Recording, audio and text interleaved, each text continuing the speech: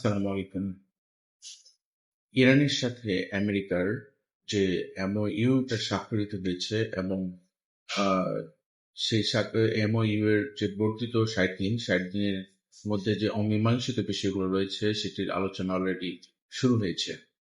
কিন্তু প্রশ্ন হচ্ছে যে আমেরিকা যার সামরিকভাবে পরাজয়ের ইতিহাস কম, সেই প্রথম বিশ্বযুদ্ধ থেকে শুরু করে আহ, আহ, আহ, আহ, যুক্তরাষ্ট্র যে পক্ষে ছিল প্রথম বিশ্বযুদ্ধে, তা অ্যালাইড পাওয়ার, এবং দ্বিতীয় বিশ্বযুদ্ধ যুক্তরাষ্ট্র সেই অ্যালাইড পাওয়ারেরই পক্ষে ছিল, এবং প্রথম বিশ্বযুদ্ধ এবং দ্বিতীয় বিশ্বযুদ্ধ উভয় যুদ্ধেই যুক্তরাষ্ট্রের পক্ষ জয়লাভ করেছে। এ- এরপরে আমরা সাম্প্রতিক সময়ে দেখেছি যে আহ, ইরাকে ইরাকে অভিযান চালিয়ে দ্রুত সময়ের মধ্যে সাদ্দাম সরকারের পতন ঘটিয়েছে। তারপর আফগানিস্তানে শাসকদের পতন ঘটিয়েছে। লিবিয়াতে মোহাম্মদ গাদ্দাফির শাসনের পতন ঘটিয়েছে। তারা আমরা এবং খুব সাম্প্রতিক সময়ে আমরা দেখেছি যে ভেনেজুয়েলা থেকে কিভাবে ভেনেজুয়েলার প্রেসিডেন্টকে তুলে নিয়ে এসেছে। তো সেখানে ইরানের সাথে আহ, আমেরিকা যে যুদ্ধবিরতি চুক্তি করতে বাধ্য হয়েছে, আহ, সেটার পিছনে কারণটা কি? এই যুদ্ধবিরতি চুক্তিকে আমরা আমেরিকা এবং ইসরায়েলের পরাজয় হিসেবে বলতে পারি। কারণ আমেরিকা এবং ইসরায়েল যে লক্ষ্য নিয়ে ইরানে অভিযান চালিয়েছিল বা যুদ্ধ শুরু করেছিল, তার কোনোটি তারা অর্জন করতে পারেনি। তারা লক্ষ্য অর্জন করতে ব্যর্থ হয়েছে। সুতরাং লক্ষ্য অর্জন ছাড়াই এই যুদ্ধে আমেরিকা ইরানের সাথে চুক্তি করেছে। সুতরাং আমরা নিশ্চিতভাবে বলতে পারি ইরানের সাথে আমেরিকা এবং ইসরায়েলের পরাজয় হয়েছে।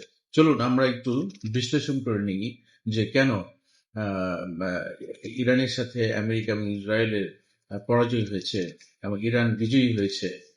সুতরাং আমেরিকা এবং ইসরায়েলকে আমরা কেন পরাজিত করব, চলুন একটু বিশ্লেষণ করে নেই। ইসরায়েল এবং আমেরিকা তাদের এই যুদ্ধে তাদের লক্ষ্য অর্জন করতে ব্যর্থ হয়েছে। আমেরিকা এবং ইসরায়েলের প্রথম লক্ষ্য ছিল যে তারা ইরানের বর্তমান শাসকদের পতন ঘটাবে এবং সেখানে তাদের অনুগত শাসককে বসাবে। কিন্তু ইরানের শাসন ব্যবস্থার তারা কোনো পরিবর্তন করতে পারেনি।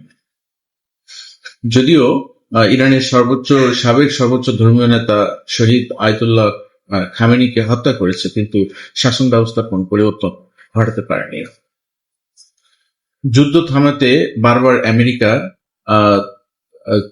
প্রচেষ্টা চালিয়েছিল এবং শেষ পর্যন্ত তারা তৃতীয় পক্ষের দ্বারস্থ হয়েছে।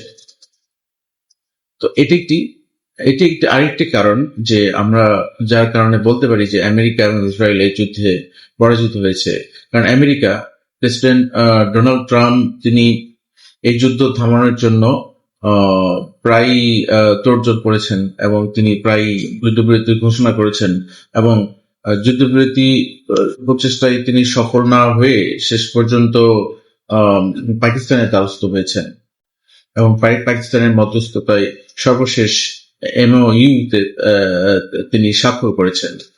অবশ্য ইরানও এতে স্বাক্ষর করেছে। তৃতীয়ত, মধ্যপ্রাচ্য তথা সারা পৃথিবীতে যুক্তরাষ্ট্রের প্রভাব হ্রাস পেয়েছে। এই যুদ্ধে আমরা দেখেছি মধ্যপ্রাচ্যে যুদ্ধের পূর্বে যুক্তরাষ্ট্রের যে সারা পৃথিবীব্যাপী একটি প্রভাব, তার যে মোরলগিরি, দাদাগিরি আমরা দেখেছি। সারা পৃথিবীর বিভিন্ন দেশের রাজনীতিতে, অভ্যন্তরীণ রাজনীতিতে তাদের হস্তক্ষেপ করেছে এবং মধ্যপ্রাচ্যের সৌদি আরব, কাতার, কুয়েত, বাহরাইন, সংযুক্ত আরব আমিরাতে তাদের সামরিক ঘাঁটি রয়েছে। তো সুতরাং মধ্যপ্রাচ্যে তাদের যে প্রভাব সেটি স্পষ্টতই বোঝা যায়। কিন্তু যুদ্ধ শুরুর পর দেখা গিয়েছে যে ইরান মধ্যপ্রাচ্যে তার সমস্ত সামরিক ঘাঁটিতে হামলা চালিয়েছে। যুক্তরাষ্ট্র এই সমস্ত হামলা ঠেকাতে ব্যর্থ হয়েছে, বরং যুক্তরাষ্ট্র তাদের যে সামরিক সদস্য রয়েছে তাদের নিরাপত্তা দিতে হিমশিম খেতে হয়েছে। সামরিক সদস্যদের সামরিক ঘাঁটি ছেড়ে আবাসিক স্থানে অথবা হোটেলে তাদেরকে আশ্রয় নিতে হয়েছে। তো সুতরাং সামরিকভাবে যুক্তরাষ্ট্র এখানে চরমভাবে হেনস্থার শিকার হয়েছে, যার ফলশ্রুতিতে মধ্যপ্রাচ্যব্যাপী যুক্তরাষ্ট্রের প্রভাব হ্রাস পেয়েছে তথা সমগ্র বিশ্বে যুক্তরাষ্ট্রের যে যে আগ্রাসী যে মোড়লগিরি যে দাদাগিরি ছিল সেটি এখন পতন শুরু হয়েছে।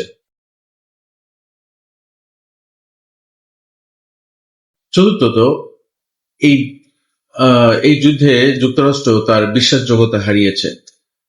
এর কারণ হচ্ছে যে যে মধ্যপ্রাচ্যের দেশগুলো সৌদি আরব, কাতার, কুয়েত, বাহরাইন, আরব আমিরাত, তারা তাদের নিরাপত্তার জন্য যুক্তরাষ্ট্রকে মিত্র হিসেবে গণ্য করেছে এতদিন, এবং তারা তাদের প্রতিরক্ষা অস্ত্রশস্ত্রের জন্য প্রধানত যুক্তরাষ্ট্রের উপরই নির্ভরশীল।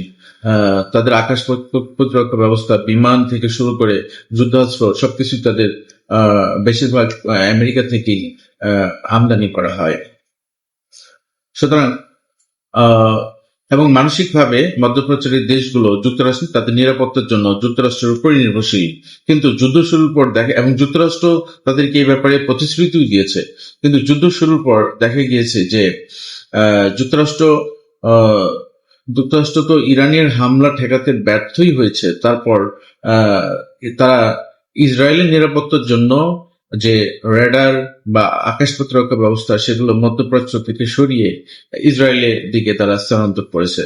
সুতরাং এতে মধ্যপ্রাচ্যের যে দেশগুলো তারা মনে করে তাদের সাথে বিশ্বাসঘাতকতা করা হয়েছে, এবং যুক্তরাষ্ট্র তাদেরকে তাদের নিরাপত্তার কথা চিন্তা না করে ইসরায়েলের নিরাপত্তার কথা চিন্তা করেছে। সুতরাং এখানে যুক্তরাষ্ট্র তাদের বিশ্বাসযোগ্যতা হারিয়েছে। ইসরায়েলের যে আগ্রাসী মনোভাব, সে আগ্রাসী মনোভাব এখন হুমকির মুখে। কারণ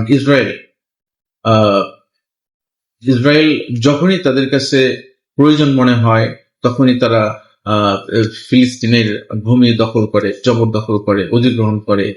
একইভাবে সিরিয়া, লেবানন এদের ভূমি দখল করে। এখন তাদের এই আগ্রাসন এখন প্রশ্নবিদ্ধ এবং হুমকির মুখে। কারণ যেহেতু ইসরায়েল এখন তাদের এই আগ্রাসনের ফলশ্রুতিতেই মূলত এই যুদ্ধের সূত্রপাত হয়েছে, এবং ইসরায়েল এখন সেটি নতুন করে আগ্রাসন চালানোর ক্ষেত্রে অবশ্যই তাদের ভিতরে একটি এখন বাধা আসবে, বা তারা এখন চিন্তা করবে যে আমাদের আগ্রাসন চালানো হলে আবার নতুন কোন যুদ্ধের সূত্রপাত হবে এবং আমাদের আবার নতুন করে হামলা হবে। কারণ যেহেতু ইসরায়েল ইরান দ্বারা আক্রান্ত হয়েছে, সুতরাং এখন যুদ্ধের যে সুতরাং এখন ইসরায়েল যে অদম্য না, অনমনীয়, অজেয় না, সেটি কিন্তু প্রমাণিত হয়েছে। সুতরাং সহজেই এখন ইসরায়েলের সাথে যুদ্ধে লিপ্ত হতে কোনো বাধা থাকবে না। যুক্তরাষ্ট্র এবং ইসরায়েলের ট্রাম্প কার্ড শেষ। যুদ্ধ শুরুর পূর্বে যুক্তরাষ্ট্র এবং ইসরায়েল ইরানকে হুমকি প্রদান করত যে ইরানকে বিভিন্নভাবে আলটিমেটাম দেওয়া হতো যে ইরান যদি তাদের শর্ত না মানে, ইরান যদি চুক্তি করতে ব্যর্থ হয়, তাহলে ইরানের উপর হামলা করা হবে। এই ভয়ভীতি তারা প্রদর্শন করত। কিন্তু এটি তাদের একটি ট্রাম্প কার্ড ছিল, কিন্তু সেই ট্রাম্প কার্ডটি তারা ব্যবহার করেছে এবং সেখানে তারা ব্যর্থ হয়েছে।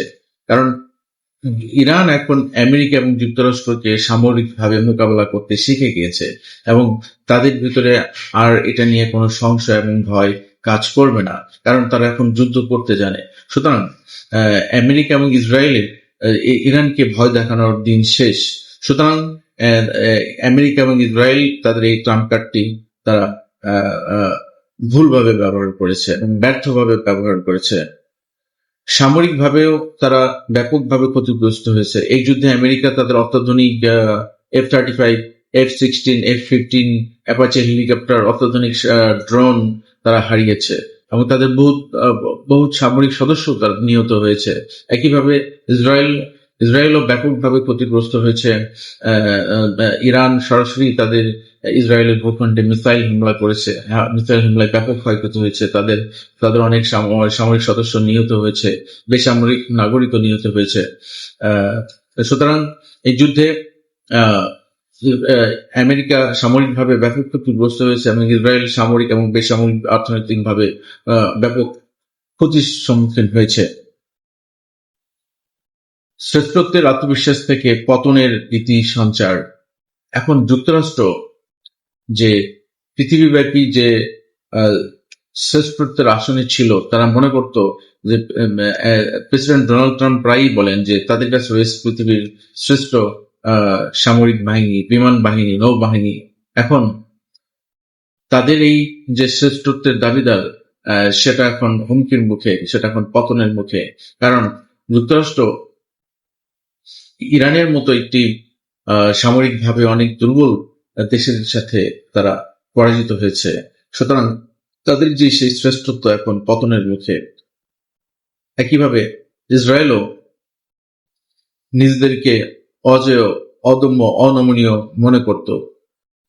কারণ ইসরায়েল এর আগে যতগুলো যুদ্ধ হয়েছে, তারা আরবের সাথে 2 বার যুদ্ধ হয়েছে, সেখানে তারা বিজয় লাভ করেছে এবং আশেপাশের দেশগুলো তারা আশেপাশের দেশগুলোকে মনে করে তারা ইসরায়েলের সাথে যুদ্ধ বাধাতেই ভয় পায়। এখন ইসরায়েলের সেই যে আত্মবিশ্বাস, সেই আত্মবিশ্বাস এখন হুমকির মুখে। সুতরাং আমরা বলতে পারি যে